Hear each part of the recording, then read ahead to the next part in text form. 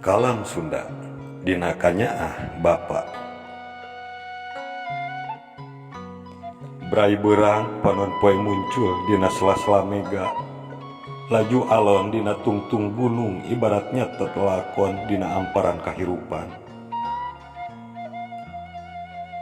Waktu dikandung ku indung nu musti luyu jeung amanah ti Gusti anu Maha Suci.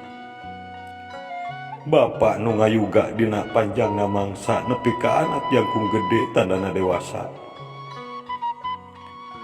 Waruga bapa moal tolih robah balas lumakuna waktu.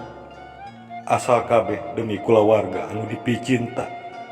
Ikhlas jeung ridho, hamo pamrih jeung ngeluh.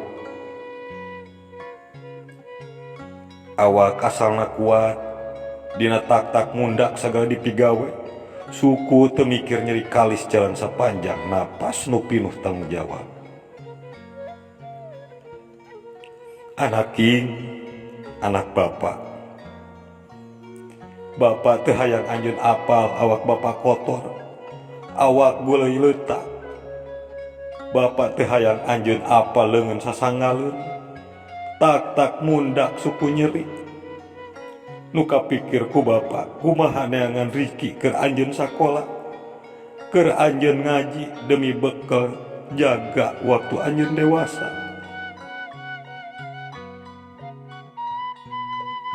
Kanyaah bapa nganteng moal kasilih ku ombakna kahirupan. Anjeun budak bapa nu bakal dipupusti. Anjeun budak bapa nu terus dinangneng pinuh asih jeung heman. Anak king, ti gubrag lahir nepi ka dewasa, bapa teu menta-menta anjeun mulang tarima, teu menta anjeun kudu barang bere. Kolot cukup miharep anjeun cager bager bari bisa babakti.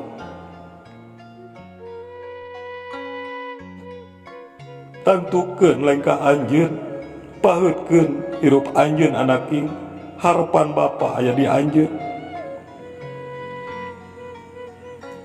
Kesa nu gagarajag saawak-awak, kulit bapa hideung bales ka poe lumeh kula kulit. Kabeh ilang ka era demi anjeun. Tingali. Anjeun kudu bisa ngarobah. Anjeun hirup tong ripuh. Hirup kudu undak ti bapa bari sukses salawasna. Bral anak king. Bral lumaku dina waktu lumampah dina mangsa. Malar anjeun hirup bari hurip aya dina ridho indung jeung bapa.